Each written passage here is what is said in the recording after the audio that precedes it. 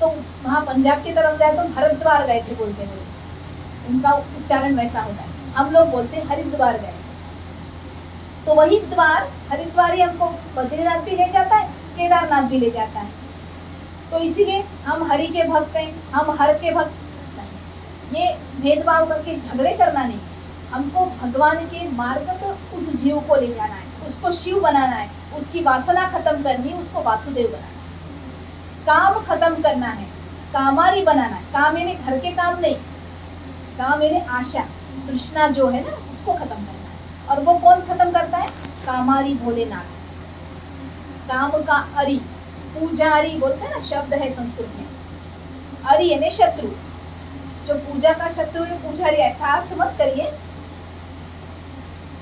लेकिन अरि का अर्थ होता है शत्रु। और कामारी ने जिसने काम को भी जीता था, कामदेव को जीते थे ना, एक प्रसंग आता है शिव पुराण में, बड़ा सुंदर उसका वर्णन आता है। तो कामदेव को जीतने वाले जो कामारी भगवान है, इतने दयालु हैं, आशुतोष हैं, सब कुछ प्रपंच के लिए देके खुद आनंद में योगी स्वरूप, हमेशा योग मुद्रा में बैठने वाले योगेश्वर भोलेनाथ। ऐसा कहते हैं कि जब पार्वती माता ने एक बार इनके सामने कहा कि अपने को भी एक घर बनाना चाहिए, खुद का घर होना चाहिए ना, चाहे 2 कमरे का क्यों ना। तो घर बनाने के लिए तो उन्होंने विश्वकर्मा को बुलाया, आर्किटेक्ट, प्लान बना दिया। तो भगवान पैसे है नहीं ना उनके पास, कहाँ से लाएंगे? तो उन्होंने कुबेर जी से लोन लिया, एक सुंदर महल बना, सुंदर महल विश्वकर्मा जी ने उनको बनाकर दिया। और अब पार्वती और परमेश्वर ने सोचा कि इस घर का वास्तु पूजन करना चाहिए, वास्तु पूजन करके गृह प्रवेश करेंगे। तो वास्तु पूजन के लिए ब्राह्मण चाहिए, ब्राह्मण को दान दक्षिणा दिए सिवा तो वास्तु के अंदर प्रवेश नहीं कर सकते। तो अब ब्राह्मण किसको बुलाना? तो ब्राह्मणों में श्रेष्ठ थे रावण, तो इसीलिए रावण का आह्वान किए और रावण जी तो प्रकट हो गए, पुलस्त्य ऋषि के पोते थे। तो उनको बुलाया और उनसे कहा कि आप वास्तु पूजन कर दीजिए। वास्तु पूजन हुआ, सुंदर ढंग से पूजा हो गई। अभी गृह प्रवेश करने के पहले यजमान ने दक्षिणा देना है ब्राह्मण को। तो भोलेनाथ जी बोले आप जो भी दक्षिणा मांगे, कुबेर बैठे मेरे सामने, कोई चिंता नहीं है, जितना भी है आप मांगेंगे हम देने के लिए तैयार हैं। तो रावण देखने लगे इतना सुंदर महल यदि लंका में आ जाए तो लंका की शोभा बढ़ जाएगी। इसीलिए जब दान देने के लिए हाथ सामने किया, मंत्र बोलने लगे, हिरण्यगर्भ गर्भस्तम चालू किया जब मंत्र बोलने के लिए, तब रावण बोले भोलेनाथ जी दान देना ही तो ये महल ही मुझे दान दे दीजिए। तो इतने भोले हैं कि ठीक है आप इसे भी ले जाओ, हमको आप ही रहना है पहाड़ में, क्या करें। तो महल भी जो दान में दे देते हैं, ऐसे अकारण करुणा वरुणा ने भोलेनाथ जी का चरित्र क्या बताएं, कितना बताएं। तो ये जो दक्ष था, प्रयाग में जब यज्ञ का प्रसंग आया तो उनके तो जो कुल के सब गुरुजी थे, उन्होंने सोचा कि अब ये दक्ष तो मानने के लिए तैयार नहीं है और इनको तो कितना भी हम समझा ये समझते नहीं है, कर्मकांड ही करना है, यज्ञ ही इनको करना है। तो उनके यज्ञ का बहिष्कार किया उनके कुल गुरु ने।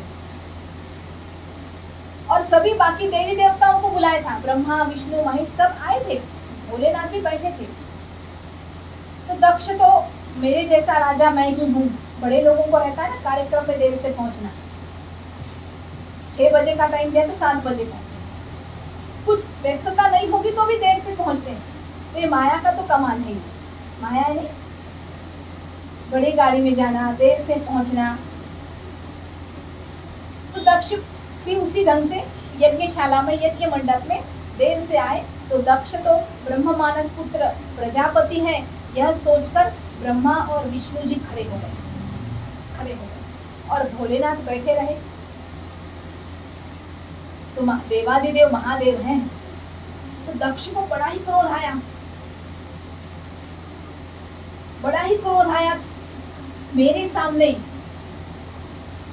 ये मेरा जामाता है, मेरी बेटी ने इनसे शादी की है, मेरा दामाद है, मेरे पुत्र के जैसा है, और ये तो अभिमान देखिए इनका, कितने अकड़ से बैठे हैं ये, बड़ा क्रोध आया उनको। उस समय तो उन्होंने अपने क्रोध को कैसे भी संभाल लिया, लेकिन मन में वो बात रही। और जब एक प्रसंग आया, हमेशा उनको गुस्सा आने लगा भोलेनाथ जी के ऊपर। मरकट की आंखों वाला है, जटाधारी है, कभी मुंडमाला धारण करता है, लेकिन क्या करे, मेरी कन्या ने इनके साथ विवाह किया है। वो दक्ष को भी ऐसे कहते हैं, उनकी भी 16 कन्याएं थी। वो 16 कन्याओं में 13 बेटियों को धर्म को दिया और बाकी एक श्रद्धा, दया, मैत्री, शांति, तुष्टि, पुष्टि, क्रिया, उन्नति, मेधा, लज्जा, तितिक्षा, मूर्ति और सती, ऐसे 16 कन्या थी। इन 16 में से ये सती जो सबसे छोटी थी, वो भोलेनाथ जी के साथ उनका विवाह हुआ। तो एक बार ऐसा प्रसंग आया, जिनको हम सत्यम शिवम सुंदरम बोलते हैं, ट्रूथ, लव एंड ब्यूटी। ऐसा जो भोलेनाथ है, जगत को संहार कर सकता है कभी भी चाहे तो। सती और भोलेनाथ हिम पर्वत के ऊपर जब रह रहे थे, तो एक दिन सती माता ने देखा कि लोग सज धज कर कहीं जा रहे हैं। सज धज कर लोग जा रहे हैं, कोई अपने अपने वाहन में, कोई 2 चाक में, कोई 3 चाक में, कोई 4 चाक में, कोई 5, अपने अपने वाहन लेके जा रहे हैं, अपने अपनी गाड़ियां लेकर जा रहे हैं। ये गांव के, नगर के जन ये जा कहाँ रहे हैं? कौन सा मंगल कार्य अपने गांव में हो रहा है, इसको इनको आमंत्रण दिया है। तो उनकी जो सखी थी जया विजया, उन्होंने समाचार लाए कि आपके पिताश्री ने प्रजापति होम हवन यज्ञ करने का निर्णय किया है, ये सभी नगर जन वहीं जा रहे हैं। सती माता ने सोचा, मेरे पिताश्री ने यज्ञ का आयोजन किया है और मुझे बुलाए नहीं, अपनी कन्या को भूल गए। हो न हो यज्ञ की गड़बड़ होगी, यहाँ वहाँ भाग दौड़ है, बड़ा कार्यक्रम है, तो भूल गए होंगे। आप लोग के घर जाने के लिए कोई आमंत्रण की आवश्यकता नहीं होती, मुझे जाना चाहिए। इसलिए भोलेनाथ जी के पास गई और बोलने लगी कि मेरे पिताश्री ने यज्ञ का आयोजन किया है, हमें वहां चलना चाहिए। भोलेनाथ जी बोले, मैं तो ध्यान करना चाहता हूँ, तुम भी क्यों जा रही हो? रहने दो, हमको तो कोई बुलावा भेजा नहीं है आपके पिताजी ने, रहने दो, मत जाओ। तो हट करने लगी कि आपको समझ में नहीं आता, मेरी सब बहनें आने वाली है, सब बहनों ही आएंगे, आपको भी चलना चाहिए, आपके तो 60 भाई लोग आएंगे, सबको मिलना है, नहीं गए तो अपमानित होना पड़ेगा। ये कोई व्यवहार है क्या? प्रपंच की व्यवहार की बातें आपको समझ में नहीं आती, फिर अगले बार हमको कोई आयोजन में बुलाएंगे ही नहीं, चलो। भोलेनाथ जी ने कहा, मुझे वहां नहीं जाना है, आप जाना चाहते हो तो आप भी नहीं जाओ तो अच्छा है, लेकिन जाना चाहती हो तो विचार करके जाओ, हट मत करो। तो स्त्री हट के सामने भोलेनाथ विवश हुए, है ना, स्त्री हट करे चाहिए तो देना ही पड़ता है। बाल हट है, राज हट है, बच्चा हट करे, जिद करे तो वस्तु देनी पड़ती, तब वो शांत होता है। तो ऐसे जब पार्वती सती माता हट करने लगी, तो भगवान ने कहा, ठीक है, नंदी को ले जाइए। और कुछ भूतगण, कुछ सेवक उनके साथ भेज दिया, और वहां पर जब पहुंच जाती है, दक्ष के यज्ञशाला में, यज्ञ मंडप में पहुंचती है, वहां दरवाजे पे जाकर देखती है भीड़ ही भीड़ लगी है, तोरण है, रंगोली है, वाद्य बज रहे हैं, आनंद का माहौल बना हुआ है। जब सती माता द्वार पे जाती है तो वहां देखती है अपने सब बहनें आई हुई हैं, उनके पति हैं, सभी बैठे हैं वहां पर। दक्ष महाराज ने भोलेनाथ को आमंत्रित नहीं किया, इसलिए ब्रह्मदेव और विष्णु जी ने भी वहां आने से मना। सभी लोगों ने दक्ष को समझाया कि अभिमान मत करो, ये अभिमान किसी काम का नहीं है, तुम अपने कर्म के अभिमान में एक दिन भ्रष्ट हो जाओगे, भ्रमित हो जाओगे।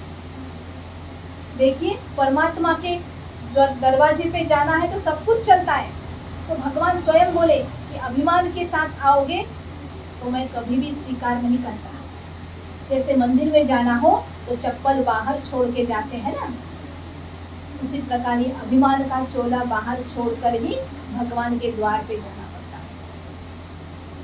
इसीलिए कोई संत बड़ा सुंदर बोले मराठी में, मी पडे वस्तू ना कळे, मी पडे भक्ती मावळे. मी पणा केल्याने काय काय होतं. मी पडे वस्तू ना कळे, मी पडे भक्ती मावळे. मी पडे शक्ती गळे वैराग्याची. मी पडे प्रपंच ही बुडे, मी पडे परमार्थ ही न घडे. मी पडे सकळ ही उडे, यश कीर्ती आणि प्रताप. मीपणा केल्याने काय काय हानि होते. कितनी हानि हो जाती, संसार भी नहीं होता. पत्नी ने अभिमान किया, संसार बिगड़ जाएगा. पति ने अभिमान किया, गड़बड़ हो जाएगा. दोनों को भी अभिमान, मान अभिमान, निर्माण मोहा जित संग दोषा, अध्यात्म नित्या विनिवृत्त कामः, द्वंद्वे विमुक्ता सुख दुख सौख्ये, गच्छन्ते मूढ़ाः परमव्यय. भगवत गीता के 15वें अध्याय में अव्यय पद को, अक्षय पद को यदि प्राप्त करना है, उस उच्च पद को प्राप्त करना है, तो ये मान अभिमान को छोड़ना पड़ता है. निर्मोही, निराभिमानी होना पड़ता है. तो दक्ष को तो सभी समझाने लगे, लेकिन दक्ष का दुराग्रह है, किसी की बात वो सुनने के लिए तैयार नहीं है. और जब पार्वती वहां जाती है तो पार्वती को अपशब्द बोलने लगे दक्ष महाराज. अभिमान है, मेरे जैसा मैं प्रजापति हूँ, प्रजापति यज्ञ में कर रहा हूँ, तो तुम कहाँ से आई, किसने बुलाया तुमको, क्यों आई. सती को बोलने लगे, जहाँ तुम्हारे पति का स्थान है वहीं जाओ, यहाँ तुम्हारे पति के लिए कोई स्थान मैंने रखा ही नहीं. भोलेनाथ के लिए कोई जगह ही नहीं थी, आसन ही नहीं बनाया. सती माता को अत्यंत दुख और ग्लानि हुई, जहाँ मेरे पति का स्थान नहीं, जहाँ मेरे पति को अपमान हो रहा है मेरे पति का, वहां मैं रहकर क्या करूं. इसीलिए उन्होंने क्या किया, वहीं पे खड़े खड़े अपने तपो अग्नि को प्रकट किया. ध्यान मुद्रा में बैठी और उस तपो अग्नि में जलकर भस्म हो जाती है सती माता. जलकर भस्म होने के बाद बाहर तो सब भूतगण खड़े थे. उस भूतगणों ने देखा कि हमारी माता जलकर भस्म हो गई, रोने लगे, चिल्लाने लगे और भोलेनाथ जी के पास दौड़कर गए और कहने लगे कि हमारी माता तो जलकर भस्म हो गई. भोलेनाथ जी शांत मुद्रा में, वो जानते थे ये प्रसंग होने वाला है.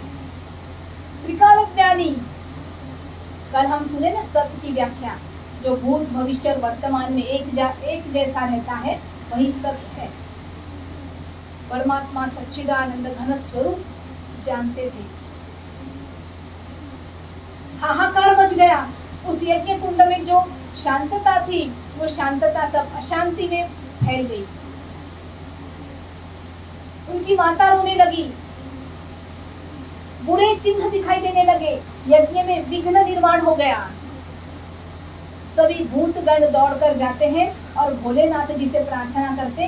तो भोलेनाथ जी को इतना गुस्सा आया, इतने क्रोध आया उनको, उन्होंने अपनी जटा खोल ली और उस जटा में से एक महीन बाल निकालकर जमीन पर पटक दिया और उसमें से वीरभद्र और महाकाली उत्पन्न हो गए. वीरभद्र भी भोलेनाथ जी के पुत्र है, उनको आज्ञा दी दक्ष के यज्ञ का विनाश करो. इसीलिए है ना, दक्ष सुयज्ञ विनाश कलिंगम तत्प्रणमामि सदा शिवलिंगम, ब्रह्म मुरारी सुरार्चित लिंगम, निर्मल भाषित शोभित लिंगम. दक्ष यज्ञ का विनाश, वीरभद्र के साथ विविध तरह के वाद्य बजाते हुए युद्ध करने के मूड में ही सब लोग गए. सब लोग दक्ष के यज्ञशाला में जब पहुंच गए, घबरा गए दक्ष. उनके पास भी सेना कुछ कम नहीं थी. वहां सूर्य देव बैठे थे, सभी देवता बैठे थे. तो वीरभद्र ने अपनी गदा से तो सूर्य के मुख के ऊपर वार किया, इसलिए उनके दांत टूट गए. तो जब सूर्य को भोग लगाते हैं ना, तो मृदु चावल बना के भोग लगाना पड़ता है. जब मकर संक्रांति के दिन हम नए चावल के भोग लगाते हैं ना सूर्य को, तो ऐसा बोलते हैं कि सूर्य के दांत टूट गए थे तो उनको चबाना नहीं होता, इसीलिए उनको मृदु चावल, जैसे वृद्ध व्यक्ति को या बच्चों को पकाकर खिलाते हैं, ऐसा बोलते हैं. पूषा की दाढ़ी खींचकर उनको फेंक दिए. इंद्र चंद्र वरुण आदि देवता भाग गए. ब्रह्मा विष्णु ने सोचा, अरे अरे अरे ये क्या गड़बड़ हो गया. कहाँ ये कर्म करने जा रहा था, कहाँ कर्म का अभिमान कर बैठा और कितना घोर पाप इसके हाथ से हो गया। बड़ी चिंता होने लगी। देवता तो भाग गए, उपदेवता भाग गए, लेकिन ये मुख्य जो देवता हैं, इनकी जोड़ी है ना, ब्रह्मा विष्णु महेश त्रिदेव हैं, इनको चिंता होने लगी कि ऐसे होगा तो सृष्टि में बड़ी विचित्र बातें होने लगेगी, सृष्टि का संतुलन बिगड़ जाएगा यदि यज्ञ पूर्ण नहीं हुआ तो। और वीरभद्र को इतना क्रोध आया, उन्होंने दक्ष के ऊपर आक्रमण किया और उनका जो सिर है उस सिर को काट कर उस यज्ञ कुंड में फेंक दिया। शरीर से सिर अलग हो गया, शरीर एक कोने में पड़ा है। ब्रह्मा विष्णु ने विचार किया, जब यजमान ही समाप्त हो गया तो इस यज्ञ को कौन पूर्ण करेगा। बड़ी चिंता होने लगी। युद्ध हुआ, घमासान युद्ध, शिवगण भूतगण और दक्ष के सेना के साथ जब युद्ध होने लगा तो दोनों देवताओं ने विचार किया कि अब इसका हल केवल भोलेनाथ ही निकाल सकते हैं। उनके पास जितनी करुणा है वैसी करुणा हमारे किसी के पास नहीं है, उन्हीं को प्रार्थना करें। इसीलिए वे चले, कैलाश पर्वत पर चले गए। हमारे साथ यदि कोई थोड़ा भी घर घर किसी ने किया तो उसका हम जिंदगी भर मुंह नहीं देखते। हमारे पास क्षमा भावना नहीं है। क्षमा वीर्यस्य भूषणम ऐसा कहा है, जो दूसरों को क्षमा करता है उसके जैसा वीर दूसरा नहीं होता। क्षमा भावना चाहिए। तो सभी लोग देवी देवता, महालक्ष्मी है, सरस्वती माता है, शची है, इंद्र चंद्र आदि सभी जब वहां चले गए और भगवान भोलेनाथ से प्रार्थना करने लगे, आप कुछ भी करिए लेकिन यज्ञ अपूर्ण नहीं रहना चाहिए। आप चलिए, दक्ष के यज्ञशाला में चलिए और उसका कल्याण कीजिए। 2 मिनट विचार किया और उठे भोलेनाथ जी। कुछ सोचा नहीं उन्होंने, भक्त का कल्याण करना है। उनके मन में थोड़ा भी वैर भाव नहीं था, किंतु परंतु उनके मन में नहीं था। हम 10 बार सोचेंगे, विचार करेंगे, जाए नहीं जाए, बुलाए नहीं बुलाए, शादी की पत्रिका में नाम नहीं डाले तो बड़ा युद्ध हो जाता है। ऐसे लोग हैं,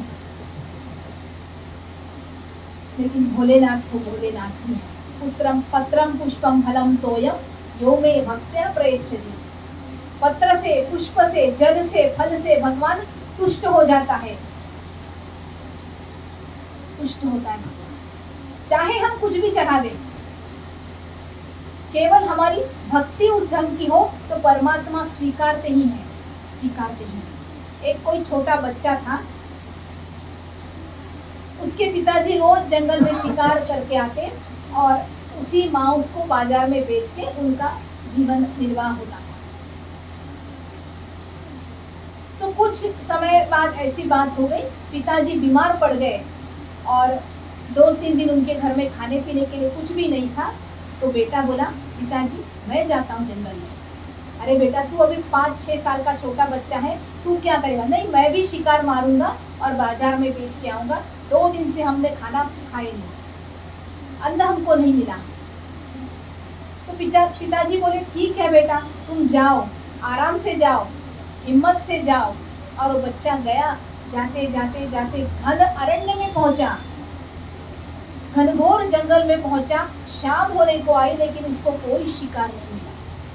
4-5 बज गए, अभी अंधकार होने वाला है। तो जब कुछ भी उसको मिला नहीं, तो जब वापस लौटने लगा तो एक शिवालय दिखा उसको।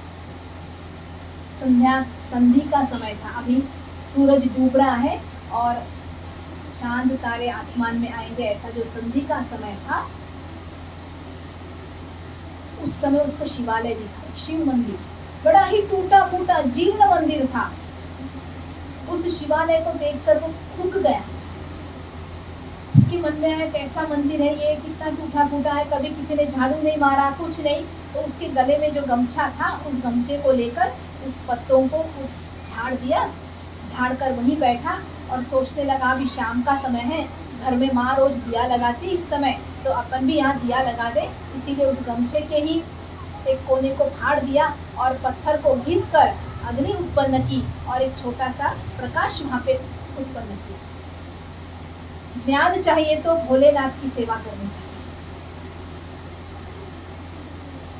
संपत्ति चाहिए तो विष्णु जी की सेवा करनी चाहिए, आरोग्य चाहिए तो सूर्य की सेवा करनी चाहिए।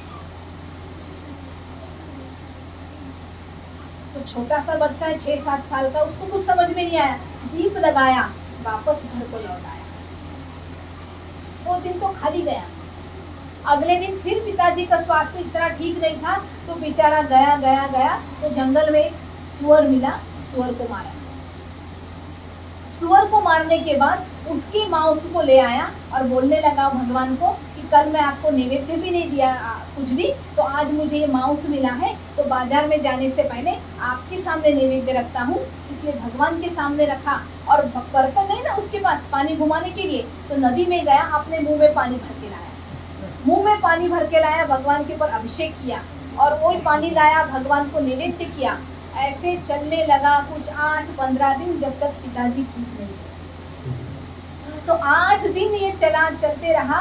तो फिर पिताजी को बोलता आप ठीक हो गए, तो भी मैं जाता हूँ। उसको अच्छा लगने लगा ये जो कर रहा था भगवान की सेवा, उसके मन को बहुत शांति समाधान मिलने लगी और वो रोज पिताजी को बोलता कि मैं जाऊंगा। तो एक दिन जब चला गया जंगल में, तो उसने देखा कि भगवान की आंखों से खून बह रहा है, खून बह रहा है भगवान की आंखों से, उस शिवलिंग के पिंड से तो कुछ रक्त बह रहा है। इसको बड़ी दया आई, दुख हुआ। उसने सोचा कि कोई अभी समय वेस्ट नहीं करूंगा, मैं जल्दी जल्दी ये पत्ते तोड़ो। वो जंगल का सब जानता था ना, जड़ी बूटियों के बारे में उसको ज्ञान था, रोज जाता था, इसलिए तो सब पत्तियों को तोड़ के लाया, उसको उसकी चटनी बनाई, उसको कूट के रस निकाला और ये रस आपके आंखों में लगाने से आपकी आंखें ठीक हो जाएगी। उसकी भावना देखिए, कुछ मंत्र नहीं जानता, कुछ जप नहीं जानता, व्रत नहीं मालूम, पूजा नहीं पता, पाठ नहीं पता, लेकिन ये समझ में आया कि भगवान के आंखों को ये औषध लगाना चाहिए, इसलिए वो रस के औषध को लगाता है, तो भी वो रक्त रुकने को तैयार है। 2-3 प्रकार के उपाय करने के बाद भी जब वो रक्त रुका नहीं, तो उसके हाथ में बाण थे ना, शिकार करने के लिए गया था, तो उस बाण को लिया, अपने आंखों को नोच दिया, अपने आंख को नोचकर वहां पे लगा दिया, तो रक्त रुक गया। रक्त रुक गया तो जैसे इस आंख का रक्त रुका, दूसरे आंख से रक्त बहने लगा। तो उस बच्चे ने विचार किया कि अब मैं टाइम नहीं वेस्ट करूंगा।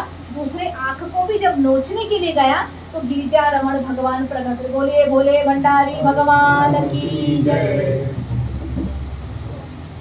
भगवान वहां प्रकट हो गए। भोलेनाथ अकारण करुणा वरुणा ने एक छोटे से बच्चे के लिए, दक्षिण भारत की कथा है, कण्णप्पा उसका नाम है। वो कण्णप्पा ने जब देखा, कर्ण यानी आंख को बोलते हैं, देने वाला था इसलिए कण्णप्पा। तो जो अपने आंखों को ही भगवान के लिए दान करता है, नेत्र दान, हम दान के बारे में जो रोज सुनते हैं, कुछ हम दान नहीं कर सके तो कम से कम जाते जाते अपने नेत्रों का दान करके जाए, तो कोई कम से कम इस दुनिया को देख तो सकता है, भगवान की सृष्टि को देख तो सकता है। वो रास्ते में लिखा रहता है ना, हम लोग रक्तदान भी करने के लिए जाते कभी कभी, तो रास्ते में लिखा रहता है donate blood but not on the road. रक्तदान करो लेकिन रास्ते में अपघात में मर के नहीं, कोई जरूरतमंद को दो। Donate blood but not on the roads. दान भी सत्पात्र में होना चाहिए ना, रक्तदान भी देना है तो जरूरतमंद को दो। कोई अपघात में गिरे पड़े हैं, रास्ते में रक्त बह रहा है, किस काम का है वो? किसी के काम का है। तो उसने जब दूसरी आंख निकाली, भगवान प्रकट हो गए, उसको आशीर्वाद दिया। टूटा फूटा मंदिर है, भगवान की मूर्ति जीर्ण है, लेकिन उसकी भक्ति उच्च कोटि की थी, उसकी भक्ति में अखंडता थी, खंडित नहीं थी। तो भगवान ने उसको दर्शन दिया। तो कहने का अभिप्राय यही है कि इतना सीधा साधा जो भगवान है, जो किसी से कुछ अपेक्षा, भगवान कोई भी भगवान, चाहे ब्रह्मा हो, चाहे विष्णु हो, चाहे शिव हो, भक्त से अपेक्षा नहीं रखते। कुछ चाहते हैं तो उनका मन चाहते हैं, कुछ देना चाहते हो ना तो अपना मन दो, धन मुझे मत दो,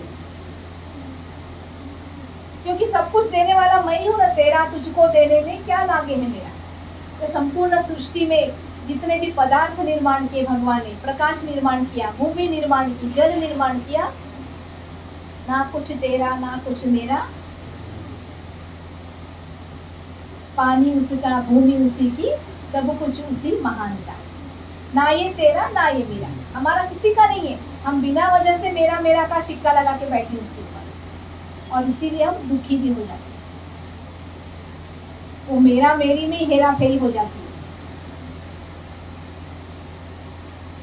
तो ऐसे सहज प्राप्त जो भगवान है, उनको दक्ष अपने कर्मठ बुद्धि के कारण वो समझ नहीं पाया, उनकी लीला को समझ नहीं पाया, और इसीलिए अज्ञानवश अपराध कर बैठता है, और उस अपराध के दंड में उसने अपने प्राण गंवा लिए। यज्ञ कुंड में उसके सिर पड़ा हुआ है, शरीर एक तरफ पड़ा है। भोलेनाथ जी सभी देवी देवताओं के साथ जब उस यज्ञ कुंड के तरफ आ जाते हैं,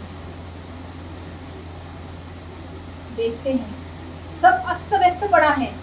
आज्ञा किया भोलेनाथ जी ने कि फिर से तोरण चढ़ाओ ऊपर, फिर से दुंदुभी बजाओ, फिर से शंख ध्वनि करो, फिर से वाद्य बजाओ, फिर से नृत्य का कार्यक्रम करो, रंगोली बनाओ, फिर यज्ञ सुव्यवस्थित संपन्न होना चाहिए। मंगल ध्वनि बजने लगी, सभी तरफ क्षण भर में आनंद छा गया। भोलेनाथ जी ने क्षमा किया, दक्ष यज्ञ को परिपूर्ण करने के लिए वहां पर पहुंचे।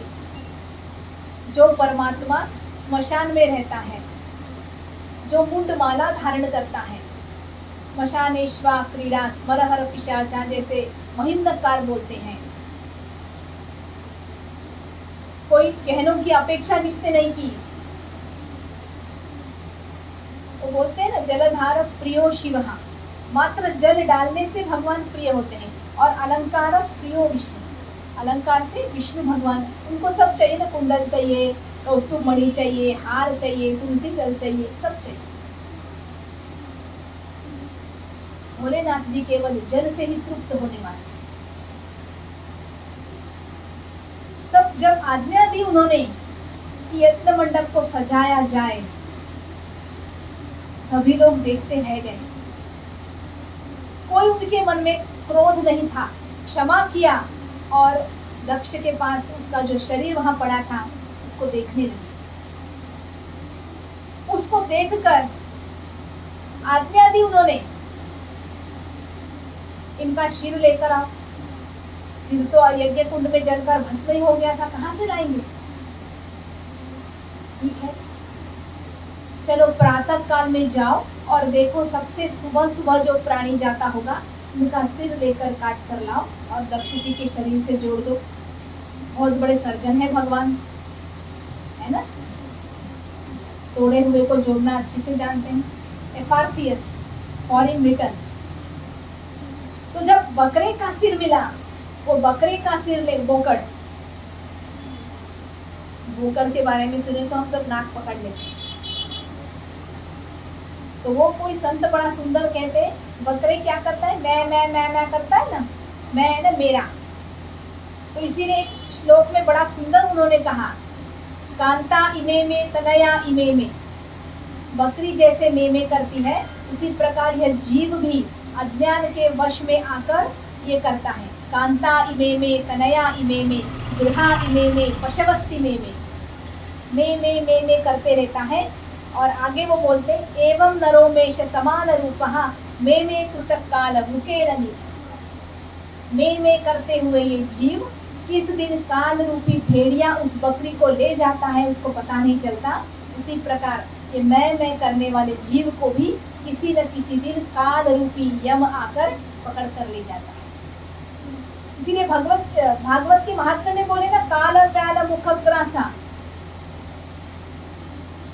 एक सांप है, उस सांप के मुख में पड़ा हुआ मेंढक,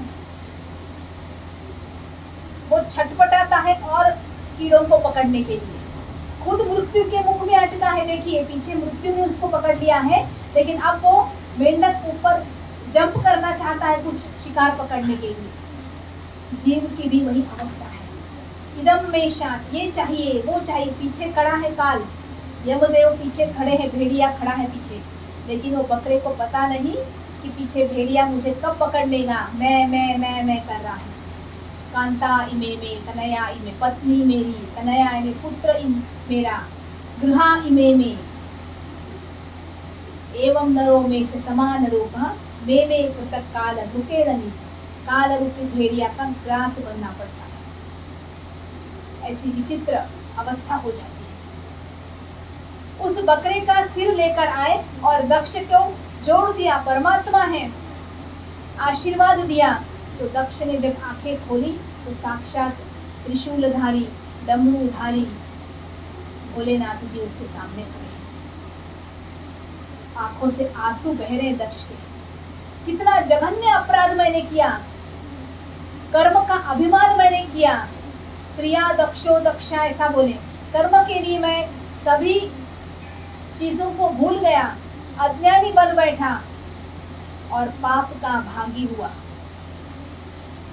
पाप का भागी हुआ। मेरे जैसा दुष्कर्मी दुराचारी इस प्रपंच में नहीं होगा। हे भोलेनाथ आप मुझे क्षमा करिए, प्रभु मोरे अवगुण चितना करो, तो मेरे अवगुण को क्षमा करें और मुझे आपके चरणों में स्थान दीजिए। जब प्रार्थना करने लगा, भोलेनाथ जी ने आशीर्वाद दिया, उठिए उठिए दक्ष महाराज और अपने यज्ञ को पूर्ण कीजिए। जिस ढंग से आप पहले बैठे थे, अभिमान खत्म हुआ।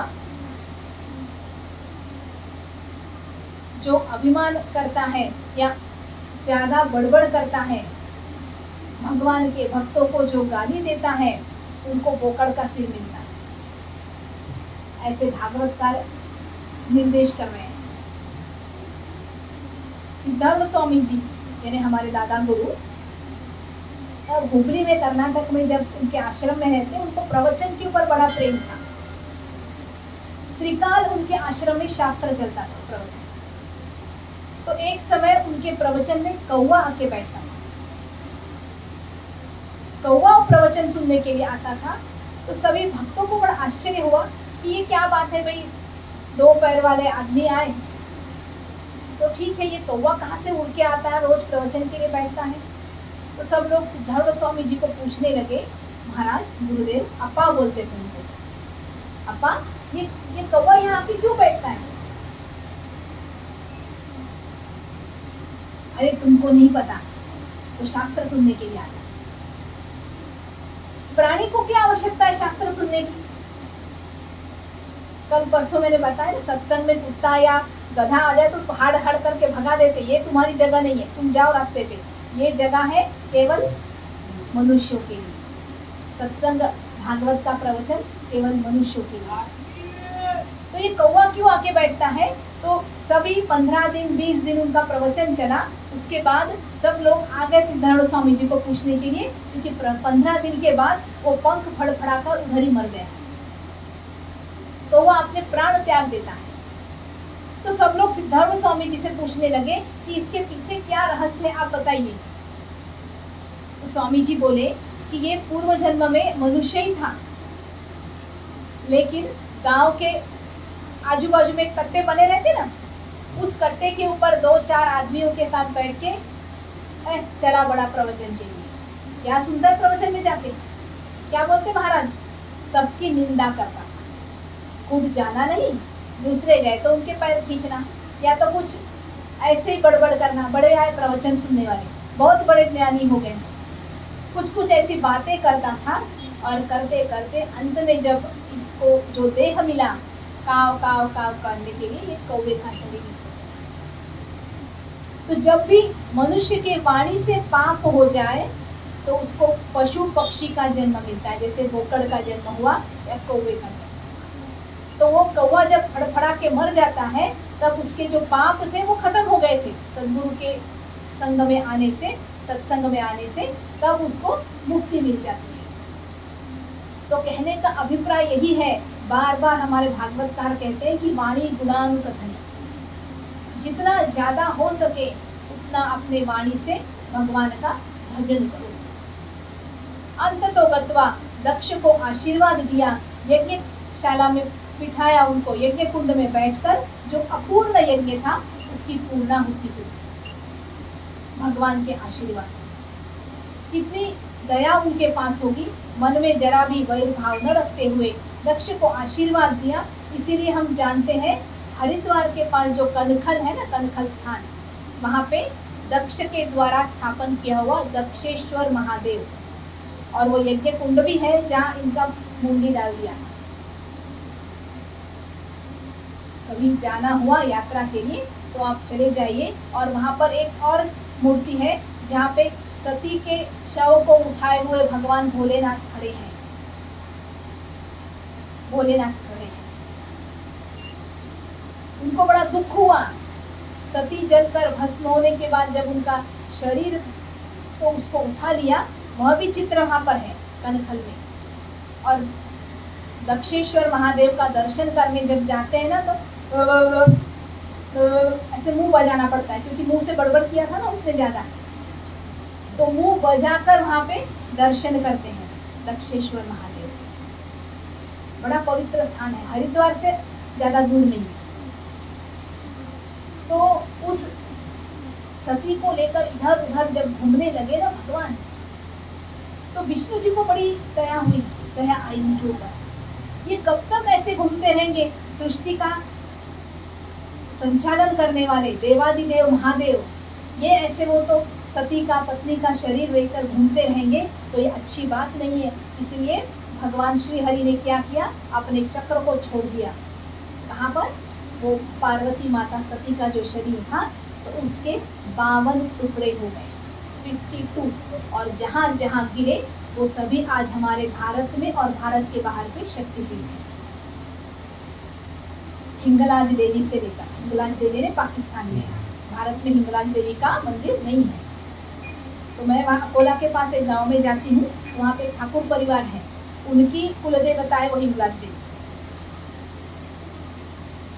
हिंगलाज माता का मंदिर हमारे अभी किसी ने स्थापन की होगी तो वो बात अलग है, लेकिन शक्तिपीठ के रूप में वो जब देश का विभाजन हुआ तो वहां चले गए।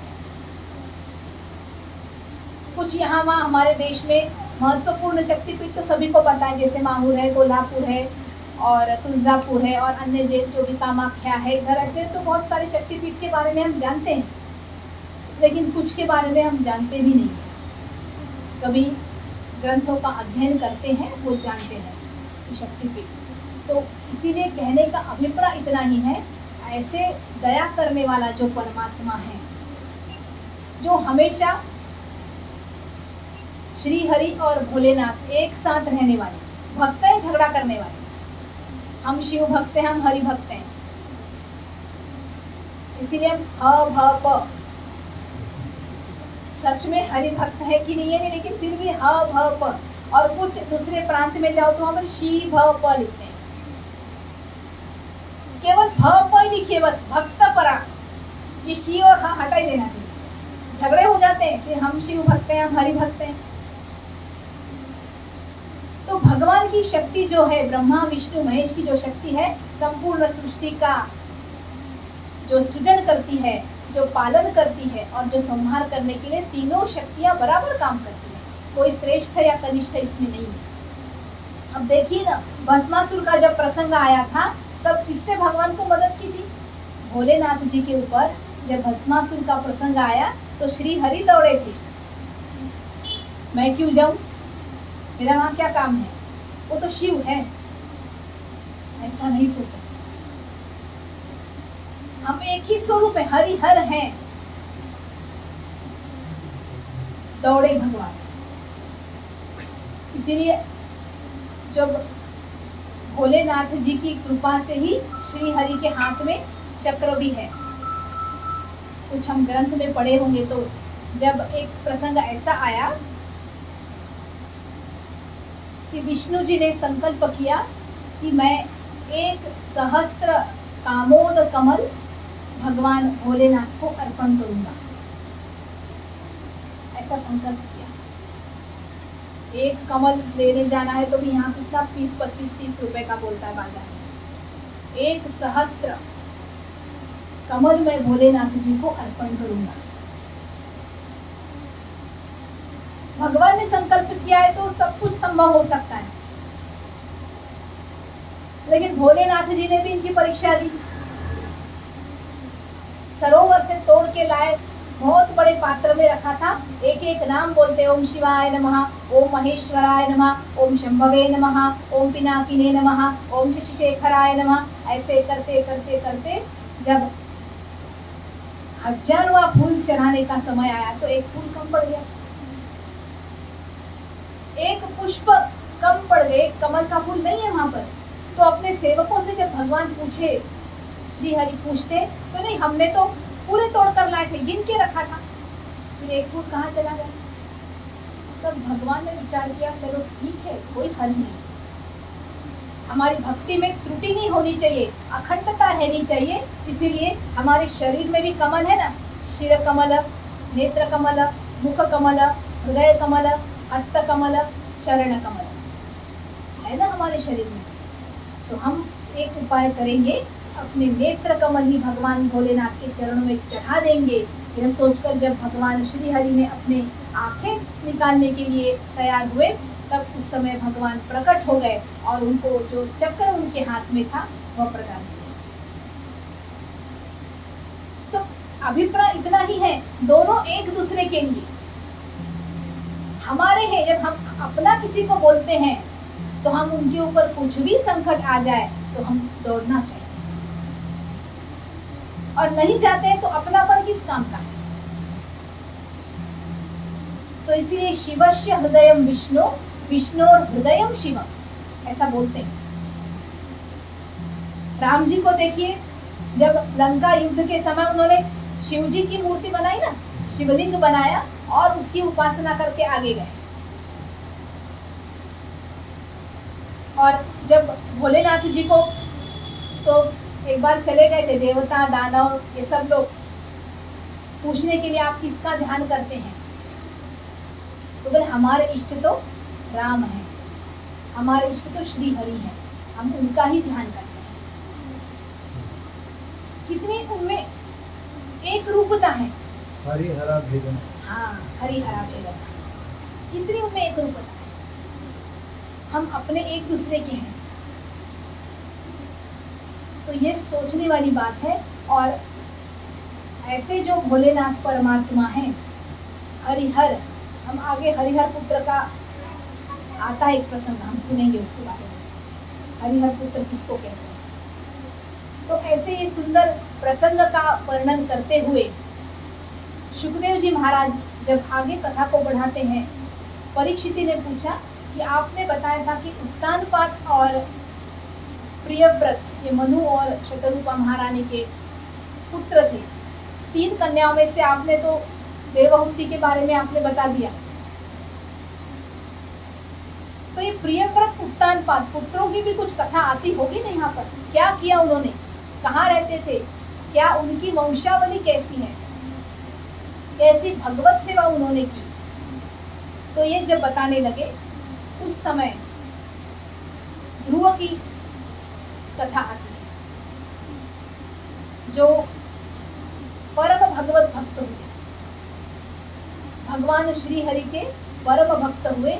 और उत्तानपाद राजा की कथा, प्रियव्रत राजा की कथा, ये सारी कथाओं को एक एक करके हमारे सुखदेव जी महाराज सुनाते हैं। तो वैसे तो समय हो गया है, हमारा समय होने को आया, अभी 5 ही मिनट बचे हैं। तो उत्तानपाद जो है वो मनु और शतरूपा के पुत्र थे और उनकी 2 पत्नियां थी, सुरुचि और सुनीति, ऐसी 2 उनकी स्त्रियां थी। और एक उनके पुत्र थे ध्रुव और दूसरे पुत्र का नाम था उत्तम। ध्रुव तारा हम बोलते हैं ना, जो अटल है, जो स्थिर है। तो इसीलिए हमारे भागवतकार कहते हैं जिनकी भक्ति, जिनकी श्रद्धा, जिनकी भावना अटल है वो ध्रुव होता है। या जिनकी माता सुनीति है, उनके घर में रूह का जन्म होता है। सुनीति ने सद्व्यवहार, सुविचार रखने वाली, सद्भावना रखने वाली। लेकिन राजा उत्तानपाद की जो सुरुचि नाम की पत्नी थी, हमारे यहाँ दो है ना, हित और प्रिय, इसके बारे में हम हमेशा चर्चा भी करते होंगे। कभी श्रेय और प्रेय बोलते हैं संस्कृत में। डॉक्टर के पास जब हम औषध देने के लिए जाते हैं तो उस समय डॉक्टर बोलते हैं ये दवाई खाना है तो आपको ये परहेज करना है, ये पथ्य करना है। हित के तरफ देखेंगे तो रुचि का त्याग करना पड़ेगा। डायबिटीज वाले को मीठा नहीं खाना है, रुचि को छोड़ना पड़ेगा, तभी वो उसका शुगर नॉर्मल रहेगा। और यदि रुचि की तरफ देखेगा तो उसका हित बिगड़ जाएगा ना, दवा खाने में फिर से जाना पड़ेगा। तो हित क्या है और रुचि क्या है ये समझना पड़ेगा। संत बोलते हित ते करावे देवाचे चिंतन। क्या हित है हमारे लिए? देवाचे चिंतन। हम वो छोड़ के बाकी सब करते हैं, हम रुचि के पीछे भागते हैं। ये खाना बनाना है, वो बनाना है, वो बनाना है। अभी तो 2 साल में तो जिनको नहीं आता था बनाना वो भी YouTube देख के होशियार हो गए। कितना ये रसोई में आइसक्रीम बनाओ, कभी केक बनाओ, कभी वो चटनी बनाओ, तो वो किराना ही खत्म हो गया लोगों के घर बनाते में। इतने सारे विविध पदार्थों को बनाए। रुचि महत्वपूर्ण नहीं है, हित जो है वो महत्वपूर्ण है। हम अपने हित के बारे में सोचें, बाकी तो आते जाते रहेंगे, क्योंकि जीव है वो तो मांगेगा ही। जीव को नए नए स्वाद चाहिए और नए स्वाद के लिए वाद भी हो जाता है। नमक कम है, ज्यादा है, झगड़े हो जाते हैं उस स्वाद के लिए। इसलिए हमारे डोंगरे महाराज जी बड़ा अच्छा लिखते हैं, जो स्वाद को जीत गया ना उसके पास कभी वाद नहीं होता, कभी वाद नहीं होता। नमक कम है तो 2-4 बातें सुनाएंगे, नमक ज्यादा हुआ तो भी बातें सुनाएंगे, नमक नहीं हो तो भी बातें सुनाएंगे। कैसे भी वाद होता ही है। इसीलिए स्वाद को जो जीत लेता है ना, परीक्षित महाराज ने जीत लिया था, अन्न को ही त्याग दिया था, उनको स्वाद कैसा। आसन जीत गए थे, इंद्रियों को जीत लिया था, श्वास को जीत लिया था, सब कुछ जीते थे। इसीलिए 4 दिन तक बैठे सदगुरु के सामने, अब 4था दिन है। तो ये विचार करना है कि हमको क्या चाहिए, हमारे लिए क्या अच्छा है, यह सोचकर विचार करके हमको आगे बढ़ना चाहिए। तो उत्तानपाद महाराज ने ये सोचा नहीं। सुनीति तो नीति न्याय के मार्ग पे चलने वाली है, लेकिन फिर एक उनकी पत्नी थी सुरुचि। वो पुराने जमाने में ब्लैक एंड व्हाइट टीवी देखते थे, आजकल LED LCD क्या क्या है, तो वो कहाँ फेंकते? स्टोर रूम में। Black and white TV store room में पड़ा रहता है। तो जब सुरुचि को विवाह करके लाए उत्तानपाद ने, तो प्रसंग ऐसा हुआ कि सुनीति को दासी के जैसा रहना पड़ा। जहाँ दासियां रहती थी उस कमरे में जाकर, क्योंकि वहां उनका स्थान नहीं था। सुरुचि जब आ गई, उनका सौंदर्य देखकर उनके ऊपर इतने व्यामोहित हुए उत्तानपाद महाराज और सुनीति को भूल गए। सुनीति के सद्व्यवहार को, पतिव्रत्य धर्म को भूल गए और सुनीति राज्य के बाहर निकाल देते हैं और सुरुचि के साथ अपने संसार में लगे हुए हैं। तो परीक्षित महाराज ने पूछा कि सुनीति तो महारानी है, उनके पास भी एक छोटा पुत्र है जिसका नाम ध्रुव है, वो कहाँ रहता था, वो क्या करता था, क्या वो अपने पिता के पास आता जाता रहता था, मिलता था कि नहीं? तो सुखदेव जी महाराज बोले यही तो महत्वपूर्ण प्रसंग है। जब अपने पिता से मिलने के लिए ध्रुव, छोटा सा बालक, जब उत्तानपाद महाराज के पास आते, उनको ऐसे लगता कि ये मेरे पिता हैं, उनके गोदी में बैठ जाऊं, उनके अंक में मैं खेलूं, यह सोचकर जब आते तो सुरुचि माता के तीखे स्वर सुनाई देते। कठोर बोलने लगी, अरे तू दासी का पुत्र है, तू राजा की गोद में नहीं बैठ सकता, तू यहाँ से निकल जा। राजा की गोद में बैठने का हक केवल मेरे पुत्र का है। यदि तुझे मेरा पुत्र होगा तो ही तू राजा की गोद में बैठ सकता है। सुरुचि का पुत्र बन के आजा, चला जा यहाँ से, निकल जा। जब सौतेला व्यवहार, दुर्व्यवहार माता करती है, बड़ा दुख हुआ ध्रुव को, इतना दुखी हुआ, इतनी ग्लानि हुई, कहाँ जाकर अपने दुख को कहे। सब बाकी दास दासियां उसके पीछे, ध्रुव चलो माँ के पास, रो मत, आंखें पोंछ लो, चलो माँ के पास करके सुनीति के पास जब उसको ले जाते हैं तो देखती है अपने बच्चों की आंख में आंसू। उस आंख में आंसू देखने के बाद सुनीति माता के मन में जो विचार आए, वैसे विचार तो किसी माँ के मन में नहीं आ सकते। वो एक शब्द अपने बेटे से कहती है, बेटा ये पिता तो तुमको जन्म देने वाले पिता हैं, लेकिन इनसे भी ऊपर एक परम पिता परमात्मा है जो सबका है। त्वमेव माता च पिता त्वमेव बंधुश्च सखा त्वमेव। जो वो परम पिता परमात्मा को प्राप्त कर लेता है, जग अवघे कृपा करी, सभी तुम्हारे पीछे भागकर आएंगे। अर्जुन भगवान का जब हो गया तो अर्जुन के पीछे सब भागने लगे, क्योंकि भगवान उनके साथ रहते थे।